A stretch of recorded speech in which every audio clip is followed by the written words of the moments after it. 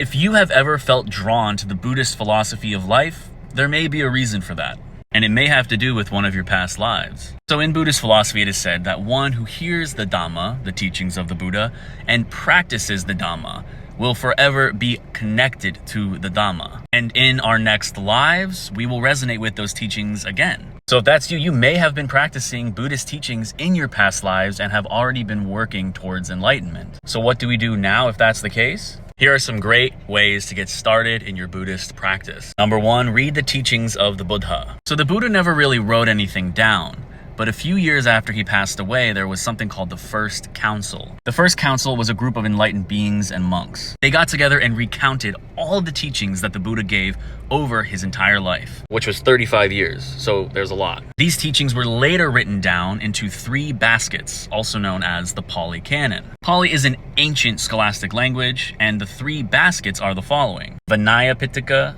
the Sutta Pitaka, and the Abhidhamma Pitaka. The Vinaya Pitaka, the Sutta Pitaka, and the Abhidhamma Pitaka. The Vinaya Pitaka is all the teachings that the Buddha gave about how to be a monk, the different things that you should do, and how to live a life as a monastic. The Sutta Pitaka is a collection of thousands of stories about the Buddha giving his teachings. And finally, the Abhidhamma Pitaka is taking all of those stories, but putting them more in a textbook format, so to speak. The same teachings without stories behind them. Take in mind, the Pali Canon is upwards of 30,000 pages long, and some of it has not even been translated into English yet. So start there, pick up the suttas, learn the Abhidhamma, and follow the teachings that way. Second is going to be to meditate. It is recommended to meditate daily at the beginning of your practice to dive into it head first. And if you meditate as you learn the Dhamma, it'll change your life. I meditated every single day for 1 year, then almost every single day for 2 years. And I did not progress as much as I did until I started learning the Dhamma